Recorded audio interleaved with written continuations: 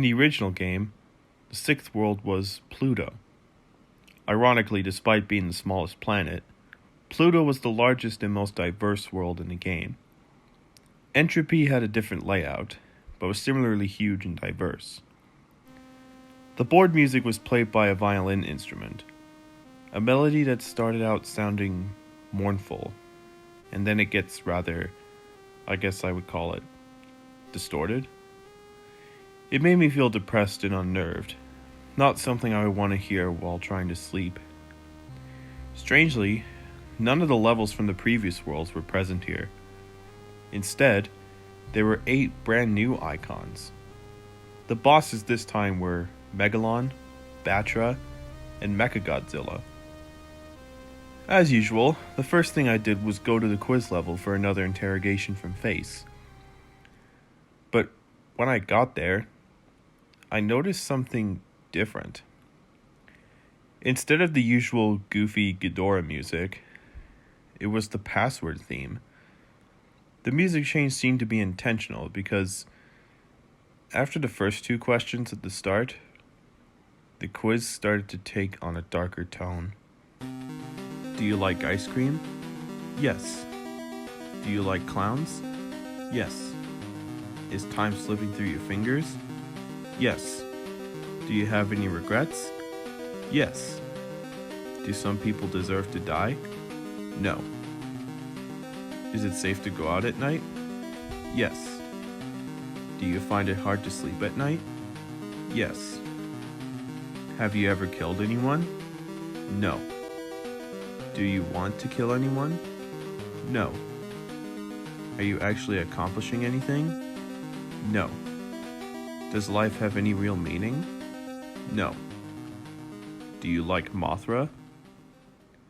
I knew that last one was going to be a gameplay related question, but I had no idea what the result would be.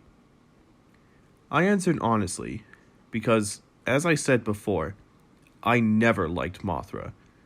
Nobody liked playing as Mothra in this game, and there was a good reason for that. Every other time Mothra gets hit, she gets slammed back to the left corner of the screen, and she sucks at fighting because her attacks are so weak. The only benefit Mothra had was being able to fly over obstacles in some levels. So I answered no. And Face actually replied back to me, not only with the maniacal expression, but with the text, "Too bad." I was taken back to the map screen, and I was shocked to see that Godzilla and Anguirus had disappeared from the board, leaving only Mothra. Face had just screwed me over. Needless to say, I was pissed. But there wasn't anything I could do. I'm willing to bet even if I had said yes, I would have been stuck with Mothra anyway. Face giveth, and face taketh away. I took a deep breath and got ready to explore. There were 2 paths I could take through the board. I decided to take the lower one. This turned out to be a good choice for reasons I'll get to momentarily. The first world ahead of me was a forest, so I started there. Almost immediately, I got an eerie feeling. There was something about this level that just seemed off to me, even more than the previous ones. Perhaps it was the pitch black background. I've always been afraid of being in a forest at night. Something about all those trees makes me feel surrounded and vulnerable. And the fact that I was stuck as Mothra didn't help. Playing the game's previous worlds as Godzilla gave me a feeling of bravery. Being in control of the king of the monsters, I'd be able to handle just about anything in my way. But it's not like that with Mothra. No feeling of strength or security. Now I'm just a weak, easily overwhelmed bug traversing into the unknown. Back to the level. The music had new instruments, sounding like woodwinds followed by slow rhythmic drums and chiming bells. It gave me this feeling that I was intruding into some dangerous place I really should not be in. After a while, I encountered the first enemies of the stage, or at least I assumed they were enemies. They were strange, long-legged deer-like creatures. Instead of attacking, they were just idly walking around. I went to approach them, and they ran away. I thought about shooting one with an I-beam to see what would happen, but it seemed wrong.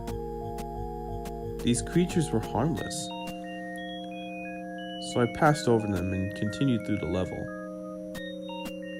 About halfway through, I encountered groups of the deer-like animals, and also two new creatures.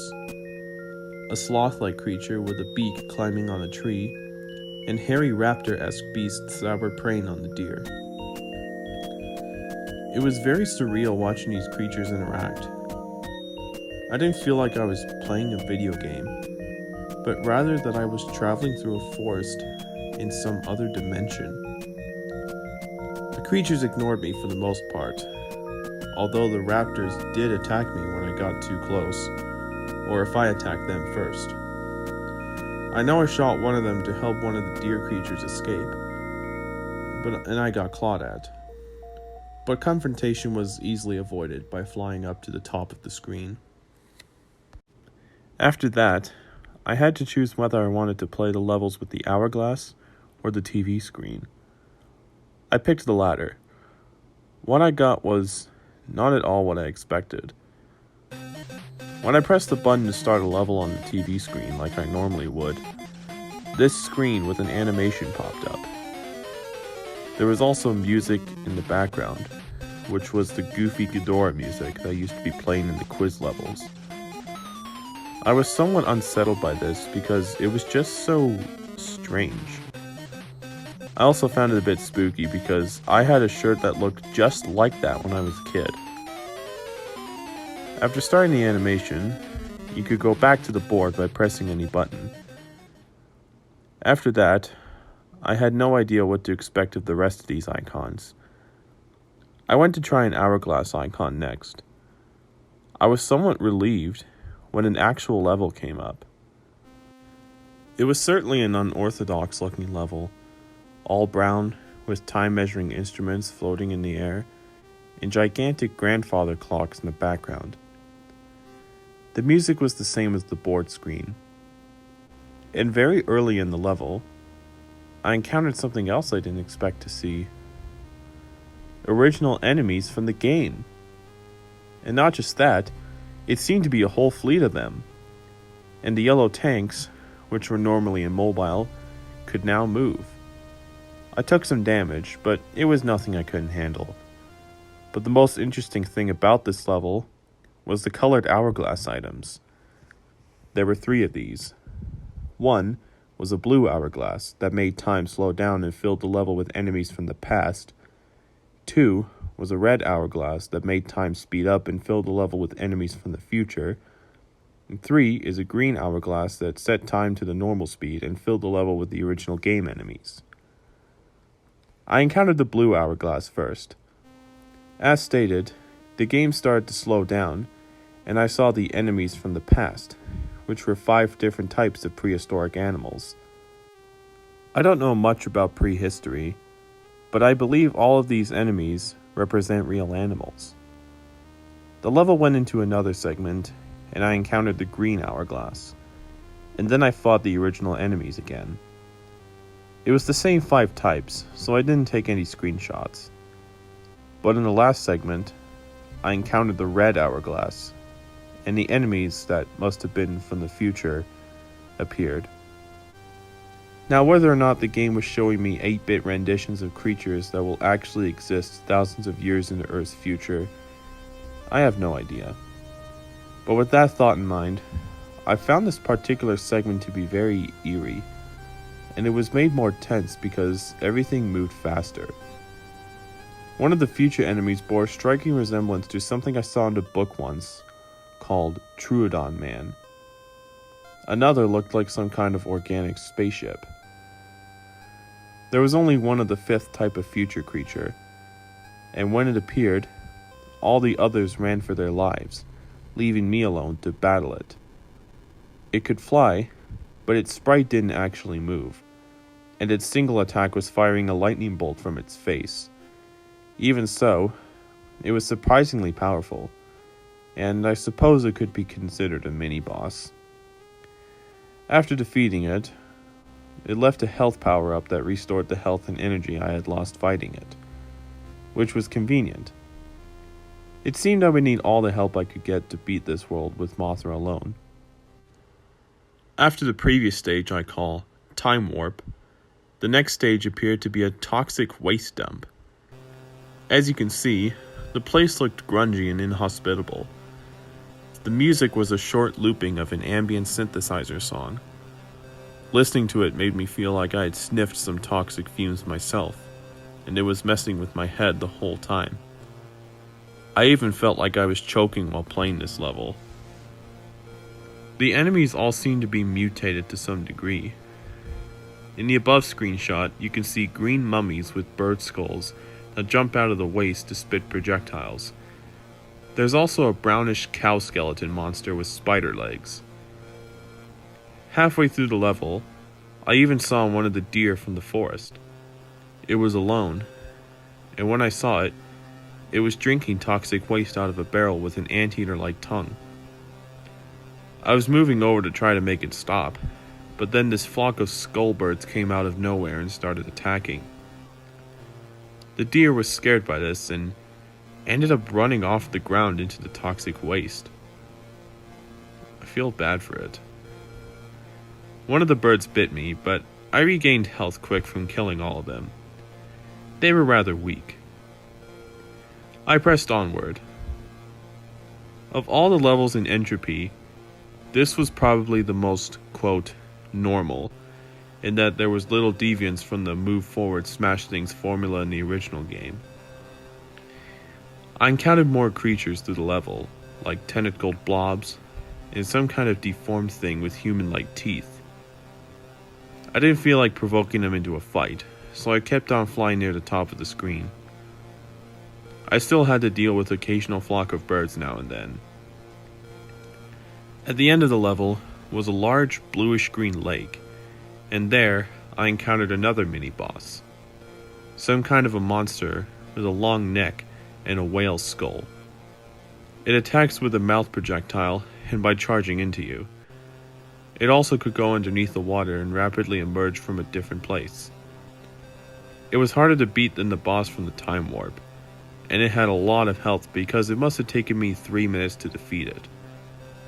It let out a really loud noise when it died, and then sank back into the water as I left the screen. Back on the board, I went to the nearest level icon I hadn't seen yet, which was a white tree. As I guessed, the level was a winter-themed recolor of the forest stage. But unlike the regular forest, I didn't feel unnerved starting this one. I think the music had a lot to do with it. It was a gentle, calm song. It almost sounded romantic. It was quite stress-relieving, and the forest itself looked much less ominous, covered in snow. I traveled through the first segment, enjoying the atmosphere for 4 minutes, when suddenly I realized something. I haven't seen a single creature since I started the level. Where are all the animals? Soon after I left the screen, and the next segment started. In the second segment, I was still in the winter forest, but now the music was gone. I was starting to feel suspicious, but then I reminded myself that there were other empty levels in the game, and this was likely another one of those. But then, I heard something familiar. It was the 12-second looping music from Unforgiving Cold starting up. I could feel my heart sink as I came across this horrible sight. It was a whole group of dead deer creatures, covered in snow. Judging from the blackish-blue tone of their skin, they must have all frozen to death. On closer inspection, some were missing body parts. Now I was frightened, but I still had to keep going. Before exiting the level, I was really hoping to see something resembling the previous forest animals in a living state. And sure enough, I did. It was a creature much like the beaked sloth, except this thing had white fur and was more of a beaked gorilla. It was walking very slowly when I saw it, but I was happy to at least see something alive. However, it didn't stay that way for long. A pack of raptors, who must have sensed that something else was still alive, came rushing in from the right side of the screen. The beaked gorilla didn't stand a chance, as one of the raptors immediately lunged at it and ripped open its back legs. These winter raptors acted far different from their temperate relatives. While the other raptors only attacked while hunting prey or when provoked, the winter raptors seemed to have all gone insane. They attacked everything in sight. One was running back and forth, clawing at nothing. Even the noises they made sounded different, more high-pitched and enraged. As I left the second segment, I even saw two raptors fighting to the death. They were both covered in injuries, and one of the raptors had been blinded in one eye. I took a screenshot, but I didn't stay to see who won the fight. I only had to get through one more segment before I could go back to the board screen. But in this segment, I was no longer in the winter forest, but instead a very empty grassy plain with a bright gray moon in the sky. The pleasant music of Winter Forest Part 1 had returned, and immediately I started to feel dread. This is going to sound crazy, but it's the absolute truth. The game made this level from one of my memories. After a long stretch of nothing, I reached a lake, and then the moon moved down from the sky and began to hatch like an egg. When it did, a curled up humanoid figure fell into the lake as the moon halves quickly disintegrated.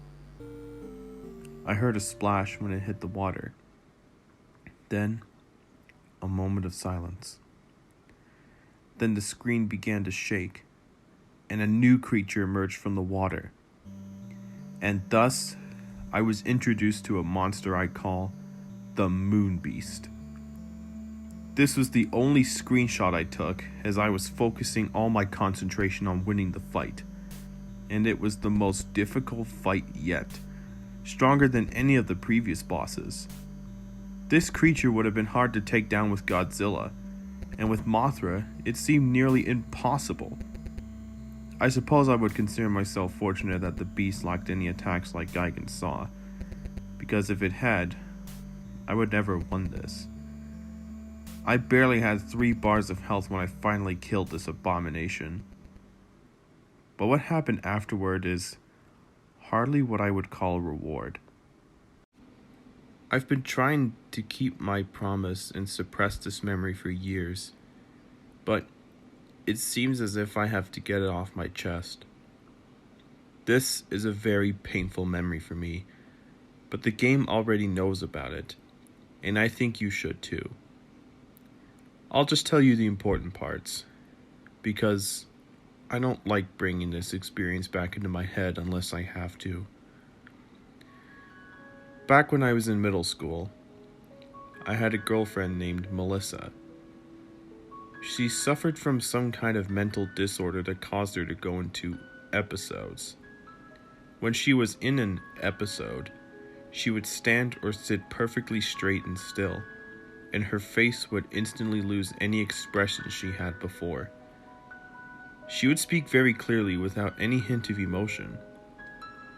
When it was over, she would start trembling and sometimes bury her face in her hands and remain silent for several minutes.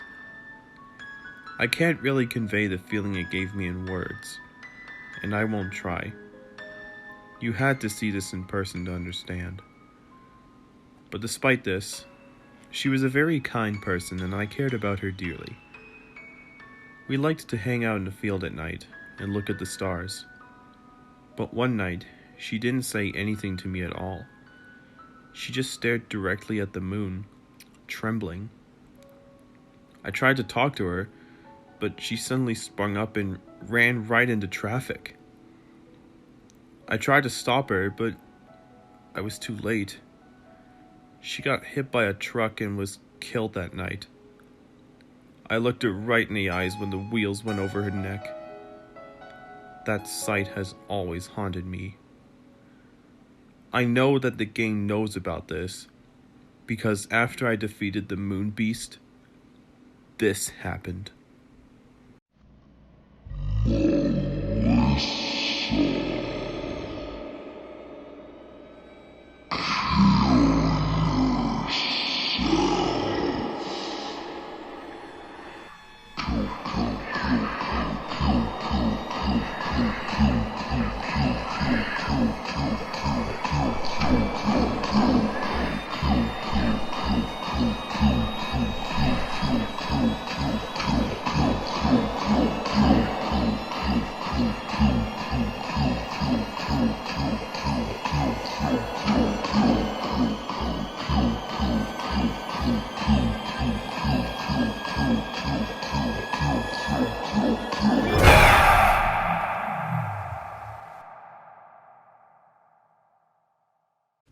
After that, the game went back to the board screen.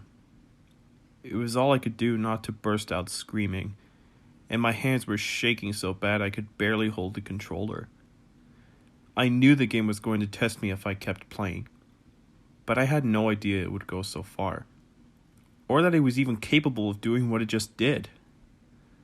I could feel my brain going haywire as I asked myself, did the game just read my mind? That didn't seem possible, but what other explanation was there? It was then that I could no longer deny what now seemed obvious. This game is alive. And not only that, it can also establish some kind of mental connection with the player. And yet, I couldn't convince myself to stop playing. I don't know if it was the game messing with my mind or just my stubborn curiosity, but even with the previous revelation, I really wanted to see this through to the end, even more than I did before I beat Dementia. Terrifying as it might be, even dangerous, I knew that if I quit playing, I would never be able to stop thinking about it. If I tried to restart the game, it might go back to being normal again. How many people ever get to witness something like this firsthand, let alone be able to take screenshots of the whole thing? Fricked up as it was, this was the experience of a lifetime. But even so, I couldn't take any chances with my health. I had the TV remote right next to me, ready to turn off the TV in case I felt I was in actual danger. And if that didn't work, I would pull the plug out of the wall, or just run out of the room. Surely that would be enough. Whatever powers the game has, it seemed to be confined to what it can show on the TV and whatever its mental connection could do. The latter was what worried me. I still didn't know what I was dealing with, so I wasn't about to underestimate it. I took a break for a few minutes to calm my nerves, and then it was back to the game. And speaking of TVs, there was a TV screen icon right below the white forest I had just left. And because the first animation was so bizarre, I figured I'd try another to see what happens. Although I expected the same animation, I actually got a totally different one. Weird. The music for this one was the Neptune board music. Fitting, I suppose, since it's a fishman and all. I can't help but wonder what the point of these things are. There was one more TV screen icon, so I figured it must have a unique animation of its own. I was going to make sure to see what it was before I left Entropy. But then it was time for another level. The gold brick icon was the closest thing, so I went to that, and I started up in a Gold Labyrinth level. My health and power were refilled. Not sure how or why, but I was glad not to be heading in the unknown nearly dead. I also noticed that my Mothra sprite had shrunk to half its original size. The music was a slow, ominous drum beat, with female vocals kicking in about a minute into it. Quite haunting. The Gold Labyrinth itself was an anomaly. I'm not sure how this level would have played out if I was using Godzilla or Anguirus, because flying seemed necessary just to get around this place. Another thing that caught my attention was that when you go left, your monster actually turns and faces the left.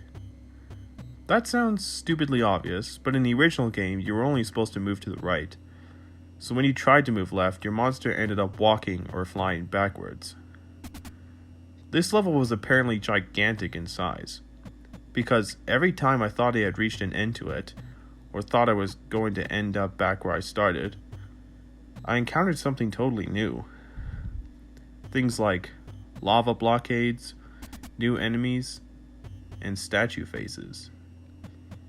And I found one statue face at a dead end, with a wide, open-eyed stare. The night Melissa died, she had an expression on her face that looked exactly like this the whole time. Even when she got hit by a truck, she still had that same expression. I can't help but feel like something really is staring at me from behind the screen when I look at this. I really didn't want to be reminded of that night anymore. So I left the statue almost as soon as I found it. I needed to find the exit anyway, which proved to be no simple task. It felt like this level stretched on forever in all directions. I must have wandered around the level for at least 15 minutes before I finally saw something.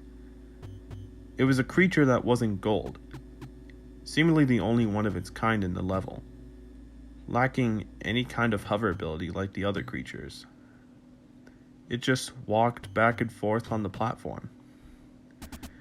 But it wasn't long after I found that a flying machine swooped down and grabbed it, and then flew off with it.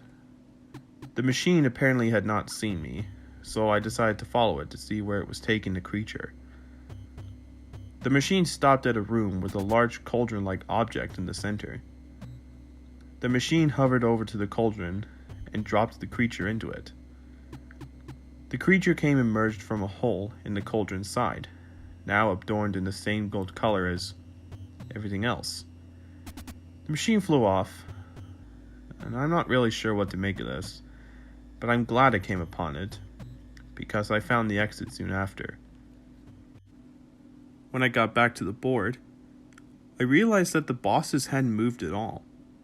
A bit odd, but it didn't bother me. It made planning my route through Entropy easier. There were still 2 new icons to explore, the Indigo Cliffs and a black version of the Labyrinth. Since there were only 3 black Labyrinth icons, which were surrounded by bosses, I played the Indigo Cliffs first. It was a lot like the blue and green mountains.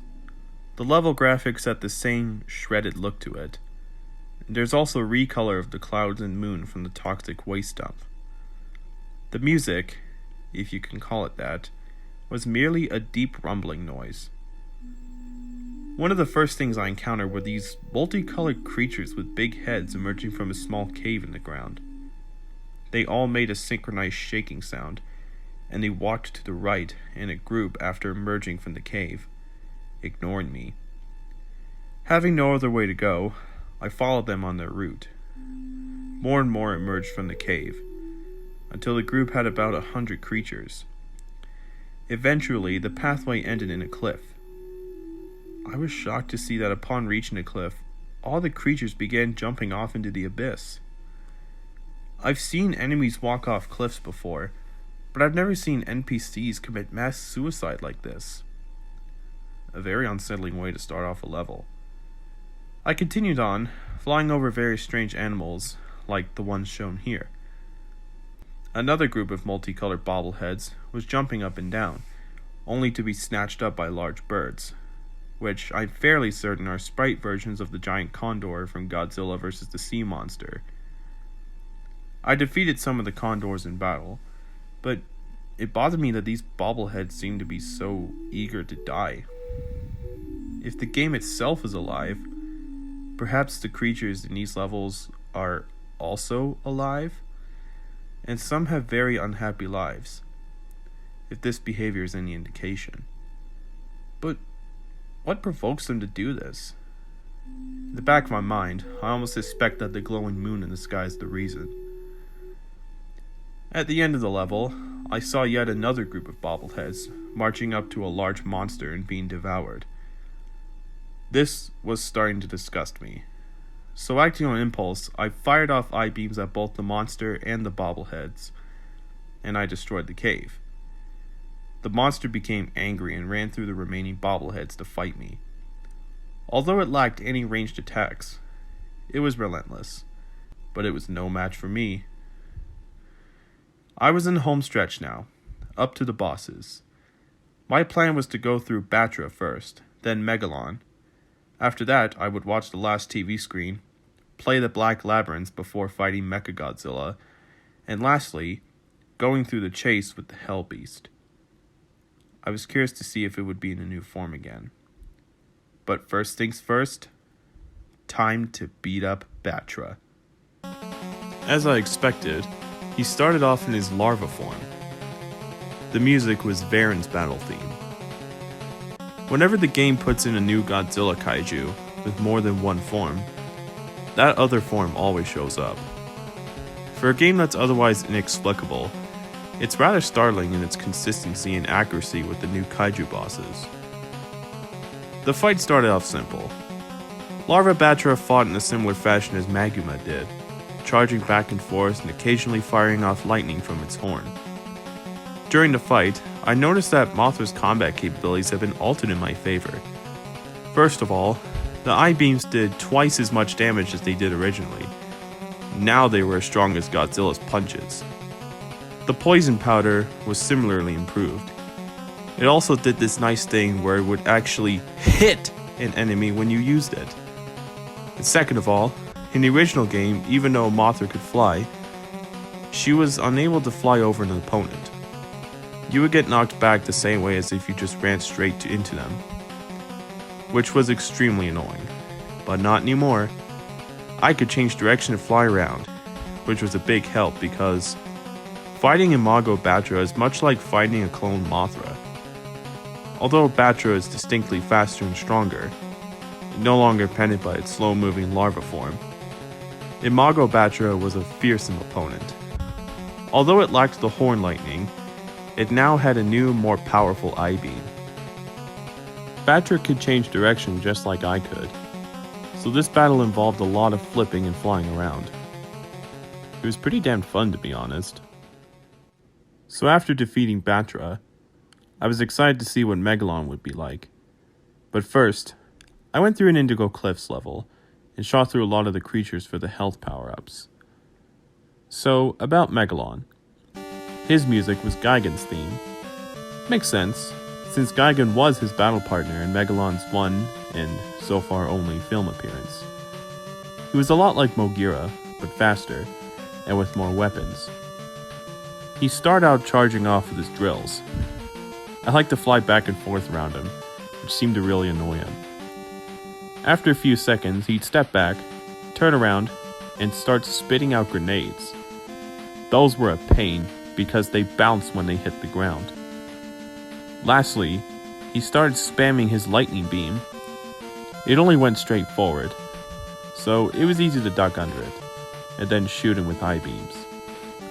Overall, I describe him as strong, persistent, but dumb.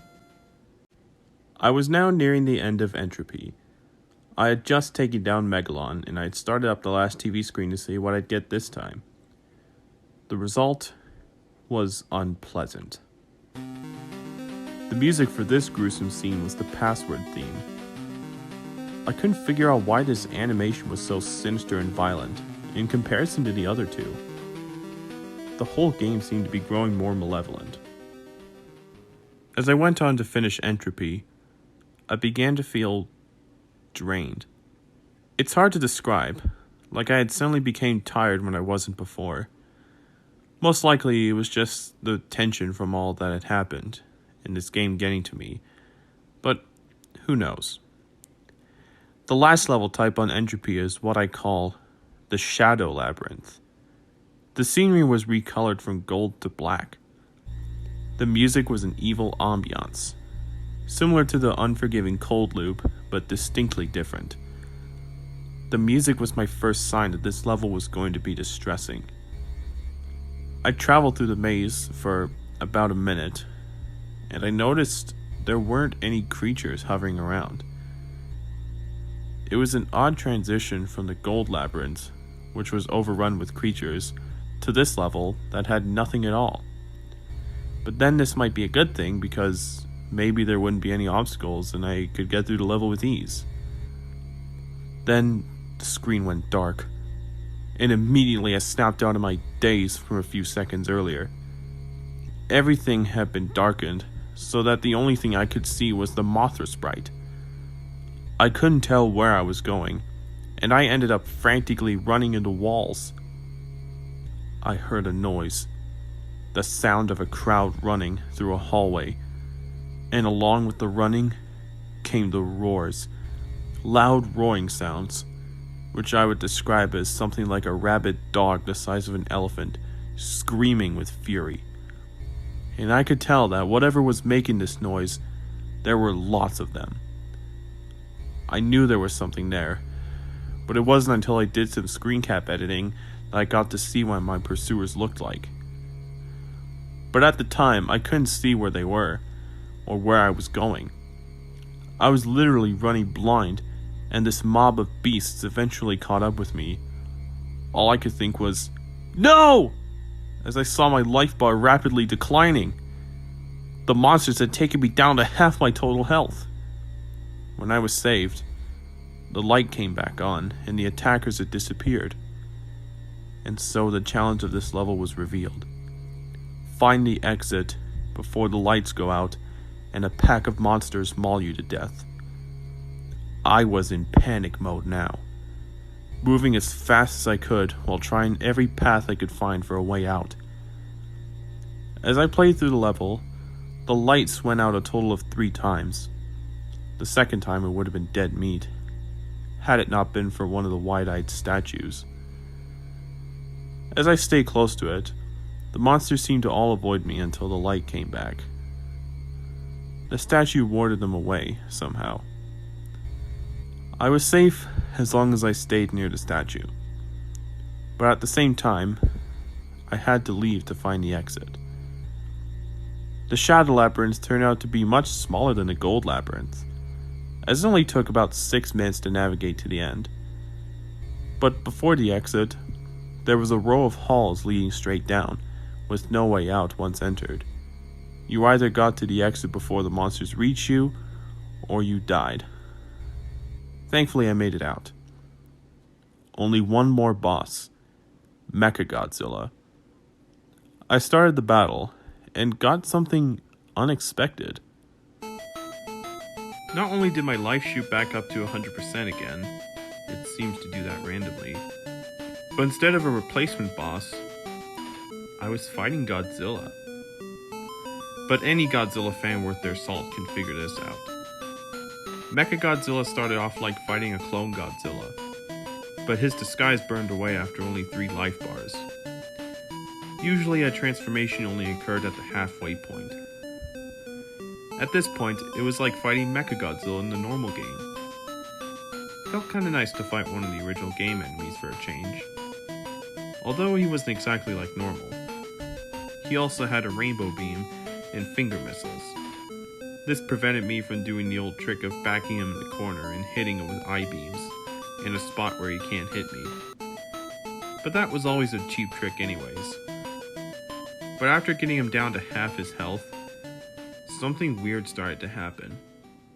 His sprite started to glitch in much the same way as Godzilla had way back in the first world. After a few seconds, the glitches began to form a new shape, and thus the game had created not Mechagodzilla. And I discovered that this visual glitch was somehow related to the game recreating things.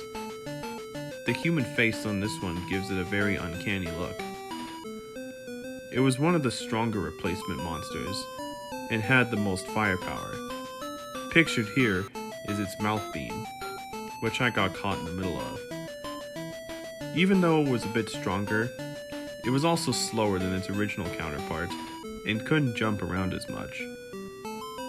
I won the fight by constantly staying out of its line of fire, bombarding the machine with poison powder as I flew over it. There was only one last thing to do: the Hell Beast chase. Oh boy. Might as well just get this over with, I thought.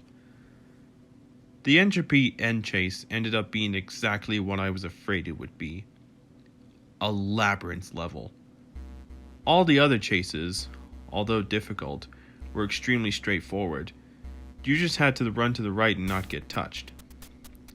But this took all the simplicity out of it. There was no telling how big this labyrinth would be, or where the exit was. And now, not only did I have to constantly backtrack to find my way out, I also had to avoid getting one hit killed by the red monster. And for those first 30 seconds, it didn't show up. But I knew it would. And as I started picking up the pace, I heard a loud flapping noise. And there it was, in a flying form. It flew with bat-like wings and was as fast and relentless as ever. For reasons already stated, this was probably the most nerve-wracking of all the end chases. And as such, I had to keep my focus on the game and not taking screen caps. However, I did take one of the red monster doing something I found very interesting. I had managed to lose it by going through a different path than it apparently expected, and it was blocked from attacking me by one of the organic walls of the red labyrinth. Or so I thought. It tried clawing through the wall for a second before opening up its mouth and tearing the wall apart with the intestine jaws. But those brief milliseconds that the monster was held back might have been the key to me finding the exit. The path to the exit was long and complex, but from what I remember, I went up and then back towards the left. I'm still not sure why I chose that particular way. Just a lucky hunch, I suppose. I was sweating profusely, but my luck had saved me yet again. I hoped that it wouldn't run out before I finished the game. There were only 2 more worlds to go. Next was the penultimate world called Extus.